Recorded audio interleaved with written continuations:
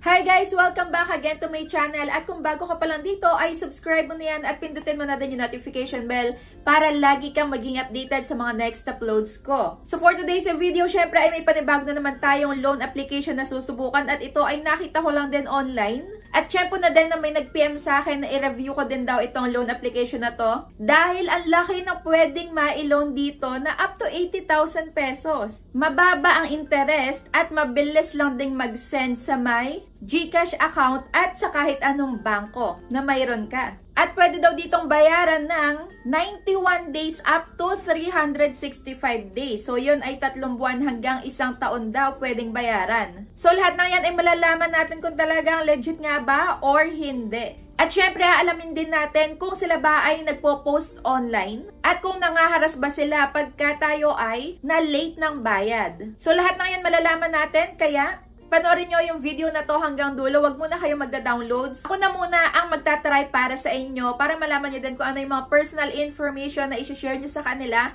at kung ano yung mga ID na pwede. Pero syempre, bago ang lahat, kung ngayong araw ka na nga pala nangangailangan ng mauutangan online, ay pwede kang mag-try dyan sa mga links na nilagay ko sa description box sa baba at sa may comment section. Mga loan application yan na may 0% interest rate sa may unang loan nyo. Kaya pwede kayong mag-try dyan. At syempre, hindi mawawala ang 1,000 pesos GCash giveaway. Every month yan. Kung paano sumali is kailangan lagi ka lang pong updated sa mga ina-upload ko.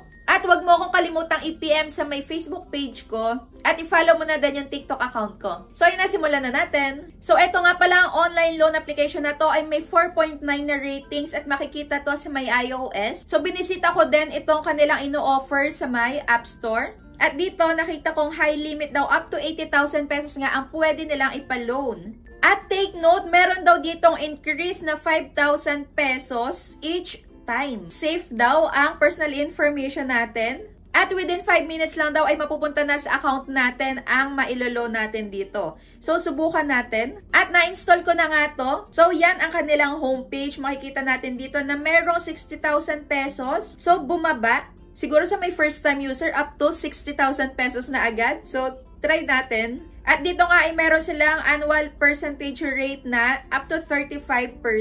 At yung minimum loan period ay, eto nga, 3 buwan hanggang 1 taon daw nating pwedeng bayaran. So ayan, safe ang ating data, low interest at mabilis ang pag-disburse. So subukan na natin. Ayan, syempre, hindi mawawala ang pag-register ng phone number saka OTP. So ayan, magla-login na ako. At hindi naman na bago itong nakalagay na maximum credit limit for first time user nga siguro. So a-apply ko na. So, make sure lang na patapusin nyo ako dito sa may pagre-review ko dahil sa dulo ay makikita nyo talaga kung ano yung totoo sa mga ino-offer nila. Yung iba kasi dito is nagda-download agad tapos nag-a-apply na agad sila. Hindi pa tinatapos tong video kaya napapahamak sila. Hindi nila alam na sobrang laki ng makakaltas sa ibang mga loan application. Kaya make sure na tapusin nyo muna tong video na to para maiwas kayo sa mga too good to be true na offer. So, una nilang hinahanap ay basic information at ito na nga yung ID type. So, nauna yung ID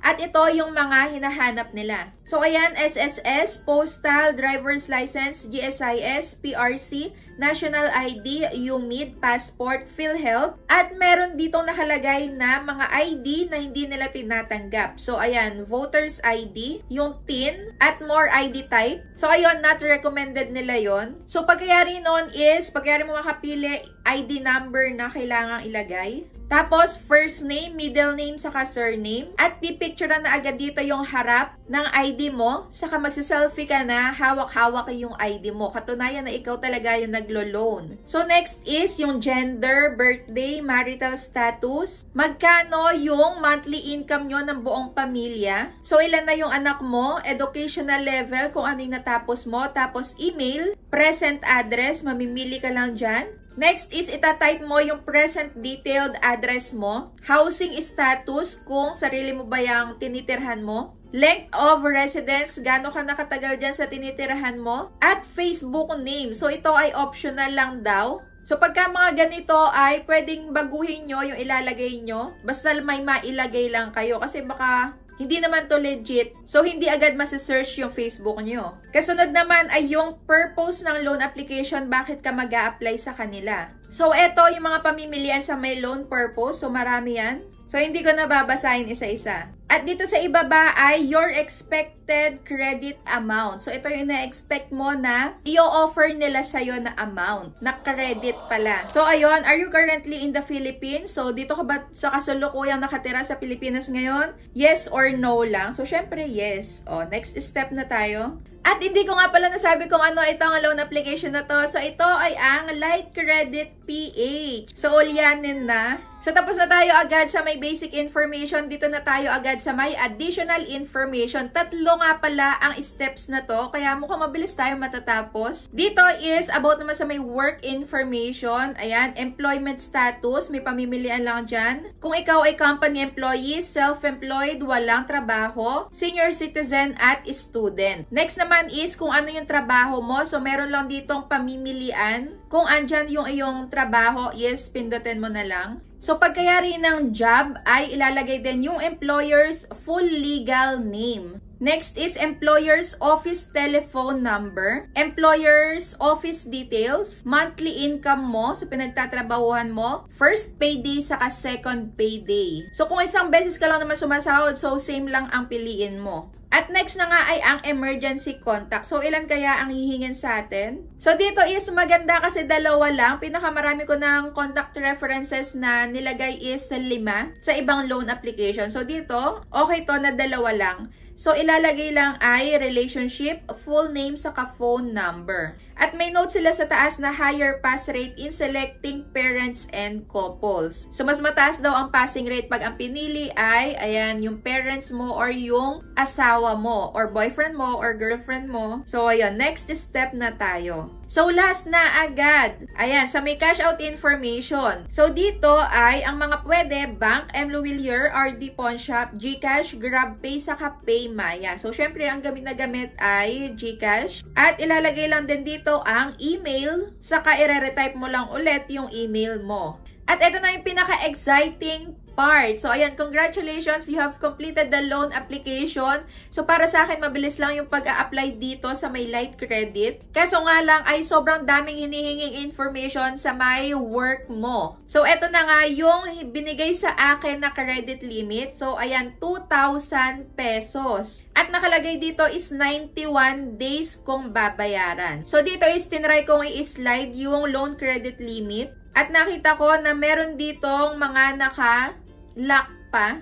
So, siguro ito yung mga susunod kong limit after ko magbayad dito sa may 2,000 pesos. At in the next step ko na. So, dito is lumabas na yung loan details. Ayan, nakalagay yung name, ID number, amount requested. So, yung na-request ko lang kasi is 1,000 pesos. At yung length of term ko is 91 days. So, dito ay may service fee sila na 300 pesos. Kaya ang marireceive ko na lang ay 700 pesos. Tapos, ang interest ay 24 pesos. At ito naman yung mga interest rate nila. So, sa may ibaba ay nakalagay yung repayment amortization schedule. So, ito yung schedule mo kung kailan ka magbabayad sa kanila saka yung amount.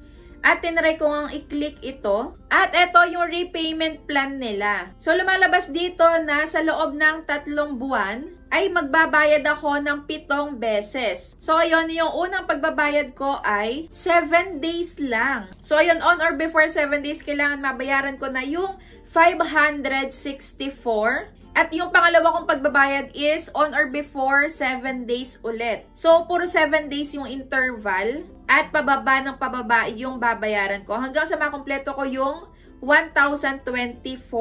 So, dito naman is kinlik ko yung service fee. At may lumabas dito na kung saan mapupunta yung mga service fee nila, which is good din. So, ayun, yung processing fee pala ay 280. Meron pa silang payment channel fee na 15 pesos at interest GST na 4.50. So, dito mapupunta yung 300 pesos na service fee nila. At syempre, chinek ko din yung loan agreement at nakita ko din dito na kasama din ang disclosure statement dun sa may niloan mo. Yung iba kasi ditong or yung ibang loan application na natryan ko ay sa may loan agreement, walang lumalabas talaga kung magkano at kung ano yung napagkasunduan na loan, kung kailan babayaran. So, walang nakalagay doon. Ang nakalagay lang kadalasan is kung ano lang yung about dun sa may loan application na yon. So, dito, nakalagay naman lahat, kagaya ng loan amount, kung saan mapupunta. So, yung service fee na matatanggal, saka kung magkano na lang yung matatanggap. So, tiningnan ko hanggang dulo at eto, may nakita ulit akong isa pang details or summary terms ng loan ko. So, ayan, tingnan nyo na lang. Pwede nyo i-stop din to para mabusisi nyo. Mukhang maganda nga talaga itong light credit. Pero syempre, titingnan ko muna kung talagang legit pa rin sa may ratings nila. Kung totoo ba yung 4.9 na nandito.